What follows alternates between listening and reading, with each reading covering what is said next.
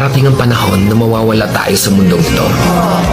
At kapag dumating ang panahon na yun, hindi mahalaga sa kung gaano karami ng pera ang naipon mo sa bangko. Hindi rin mahalaga sa kung gaano ka successful sa trabaho or sa business mo. At lalong hindi mahalaga sa kung gaano kaganda ng mukha at ng katawan mo. Dahil ang mahalaga pagdating ng panahon na yun ay ang sagot sa tanong na naging masaya ka ba?